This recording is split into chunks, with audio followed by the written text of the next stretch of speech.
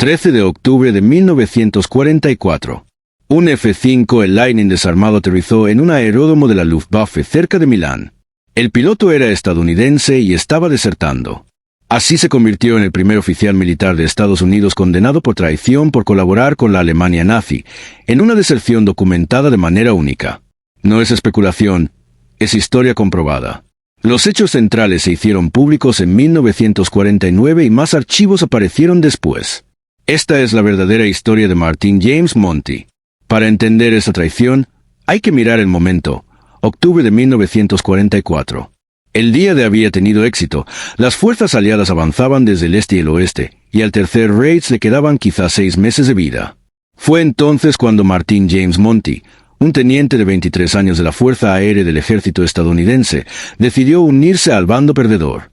Monty nació en San Luis, Missouri, hijo de inmigrantes alemanes e italianos. Su familia hablaba alemán en casa, asistía a eventos culturales alemanes y conservaba tradiciones de la vieja patria. Pero miles de estadounidenses de origen alemán sirvieron con lealtad en el ejército de Estados Unidos durante la Segunda Guerra Mundial. ¿Qué hacía diferente a Monty? En septiembre de 1944 abandonó su puesto cerca de Karachi, entonces parte de la India británica.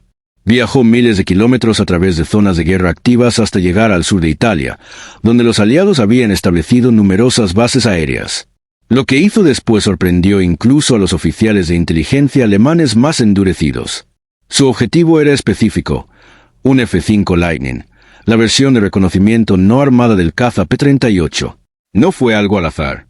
El F-5 tenía mayor alcance y, al no portar armas, era menos probable que lo derribaran de inmediato si lo interceptaban. Fue un plan calculado.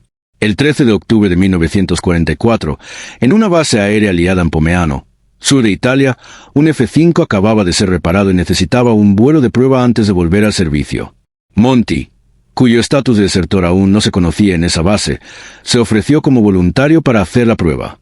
El jefe de mantenimiento vio a un piloto calificado dispuesto a ahorrarles tiempo y autorizó el vuelo. Todo parecía rutinario. Inspección previa, encendido de motores, rodaje a la pista. La torre le dio autorización normal de despegue. Despegó rumbo al este, la dirección correcta para un vuelo de prueba. Pero una vez fuera de la vista de la base, viró al norte. Monty voló el F-5 robado directamente hacia la Italia septentrional, bajo control alemán. Tuvo que mantener altitudes y tiempos específicos para evitar tanto la artillería antiaérea estadounidense como las defensas alemanas. Su éxito indica una planificación cuidadosa, no un impulso momentáneo. El avión aterrizó en un aeródromo controlado por la Luftwaffe cerca de Milán. Monty bajó y se rindió de inmediato ante los sorprendidos soldados alemanes. Pero la reacción no fue la que esperaba. Los primeros soldados en verlo estaban totalmente desconcertados. Los pilotos estadounidenses no aterrizaban voluntariamente en aeródromos de la Luftwaffe. Informes de inteligencia alemanes capturados documentan la inmediata sospecha.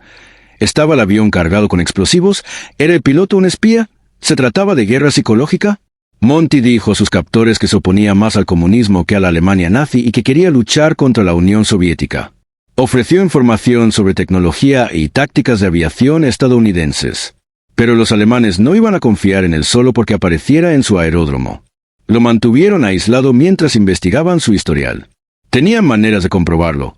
Interceptaciones de radio sobre desertores, redes de inteligencia para verificar datos biográficos y técnicas de interrogatorio para detectar engaños. Monty tenía ventajas. Hablaba alemán con fluidez y con un acento auténtico.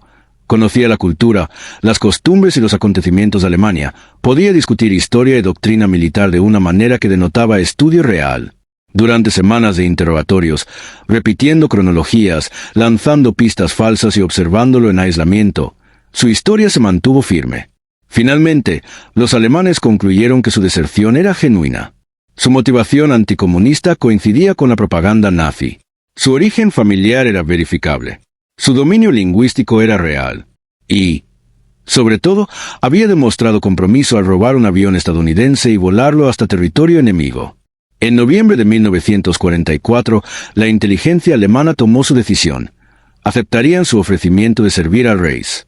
Lo siguiente haría de Monty el primer oficial estadounidense en cruzar una línea nunca antes cruzada. Su primera asignación fue en propaganda. La radio estatal alemana quiso usarla en la guerra psicológica. Un oficial estadounidense real, con acento auténtico, explicando por qué se había unido a la causa alemana. Pero algo probablemente le salvó la vida después. Era pésimo en propaganda. Su voz era monótona, sus argumentos poco convincentes, y no hay evidencia de que alguien aliado fuera influido por sus emisiones. Tras algunas semanas, los alemanes concluyeron que sería más útil en otro sitio. A finales de 1944 trabajaba con la SS bajo el alias Martin Belop, con rango de SS Unterscharführer. Esto era significativo. La Waffen-SS no era el ejército regular, requería compromiso ideológico con las teorías raciales y la doctrina nazi. No era solo servicio militar, era adhesión política al régimen.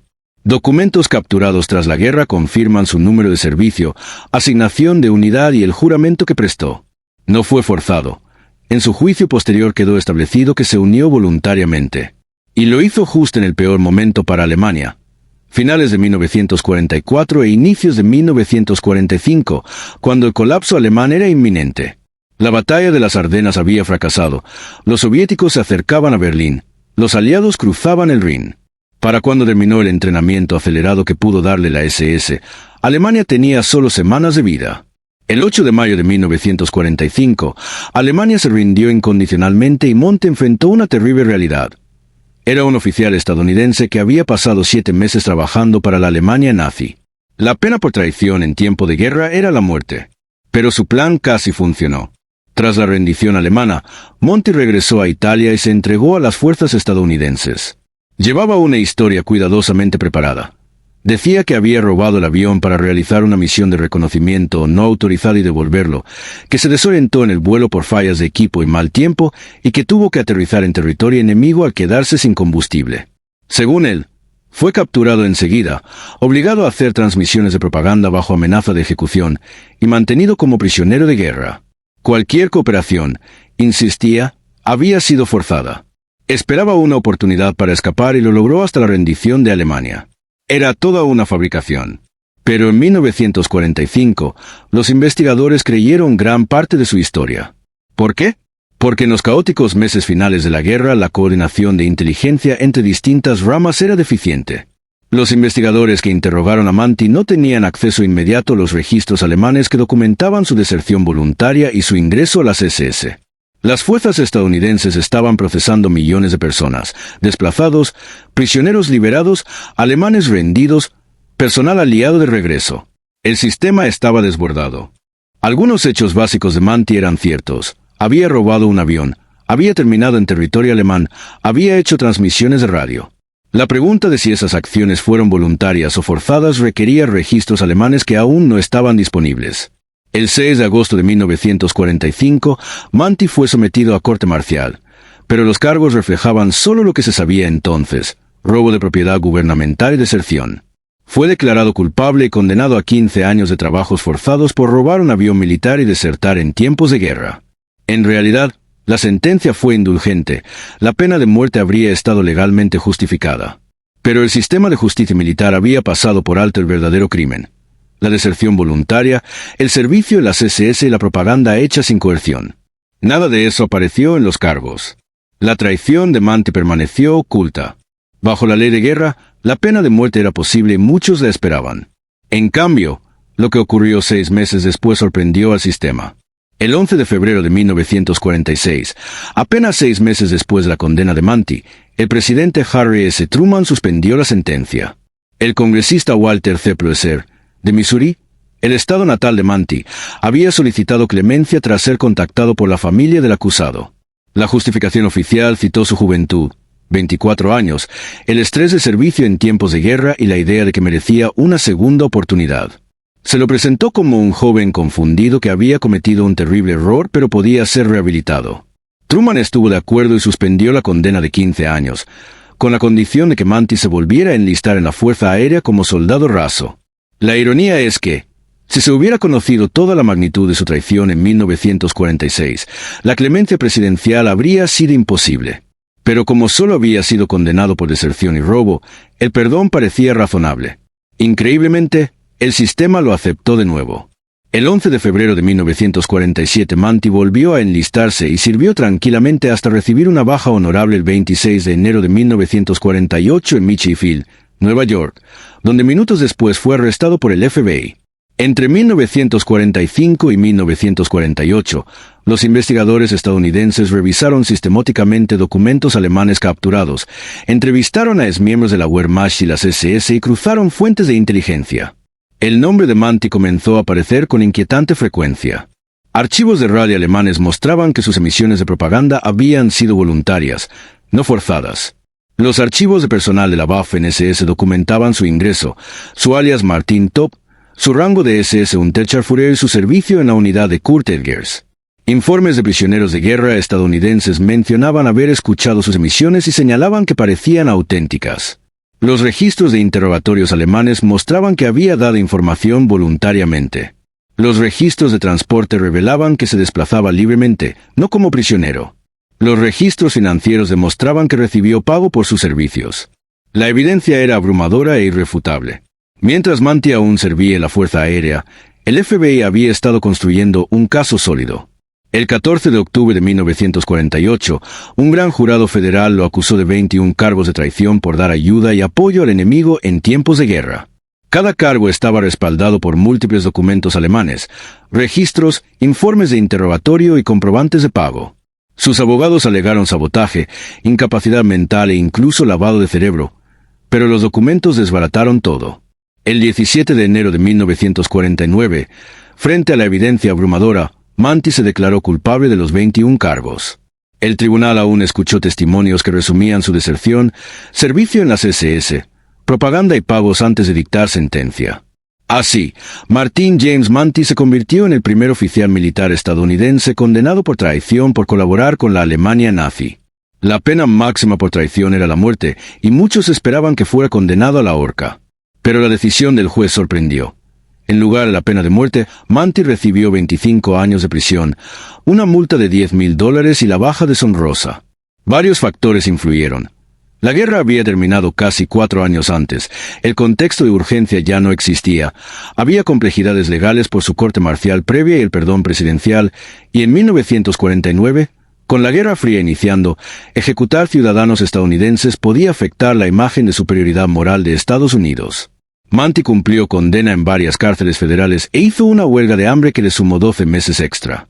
En 1951 intentó retirar su declaración de culpabilidad, pero fue rechazado. Salió en libertad condicional en 1960, tras unos 12 años en prisión. En 1963 buscó clemencia de nuevo, alegando un supuesto plan secreto para asesinar a Hitler, también negado. De la deserción a la muerte, la historia de Manti abarcó 56 años de secretos, mentiras y una de las traiciones más extrañas en la historia militar. Vivió tranquilamente en Florida y murió en Fort Lauderdale en el año 2000. Fue enterrado en Florissant, Missouri. Nunca ofreció una explicación totalmente satisfactoria de sus actos. En algunas entrevistas dio justificaciones variadas: anticomunismo, lealtad familiar, confusión juvenil. Ninguna de ellas explica del todo lo calculado de su deserción y su servicio voluntario en las SS. ¿Qué nos enseña este caso? Martin James Manti sigue siendo único en la historia militar de Estados Unidos, el único oficial conocido que desertó voluntariamente a la Alemania nazi durante la Segunda Guerra Mundial. Su caso aparece en manuales de derecho militar como un precedente, estableciendo principios legales importantes sobre juicios por traición basados en documentos. Señaló vacíos críticos en los registros militares y la coordinación de inteligencia. Demostró las dificultades de procesar traición en tiempos de guerra una vez terminadas las hostilidades. Reveló verdades incómodas sobre el caos y la falta de registros completos tras la Segunda Guerra Mundial. En ese caos, un desertor y traidor casi escapó por completo de la justicia. También planteó preguntas persistentes sobre cómo alguien con los antecedentes de Manti pudo enlistarse en primer lugar, más grave aún, cómo pudo volver a enlistarse tras su condena en 1945. Su caso se cita con frecuencia en discusiones sobre procedimientos de selección y la importancia de compartir registros entre inteligencia militar, investigación criminal y sistemas de personal, brechas que quedaron expuestas después de la guerra. Las desclasificaciones posteriores agregaron detalles, pero los hechos centrales ya eran públicos en 1949 y están documentados sin ambigüedad. Martin James Manti robó deliberadamente un avión militar estadounidense, lo llevó a territorio enemigo, desertó a la Alemania nazi, se unió a la Waffen-SS bajo el alias Martin Vittel, alcanzó el rango de SS Unterscharführer, Sirvió en la unidad de Kurt Elgers y trabajó como propagandista para el Tercer Reich. Los documentos alemanes capturados fueron la base de su condena. Su encarcelamiento es un hecho registrado en la historia legal.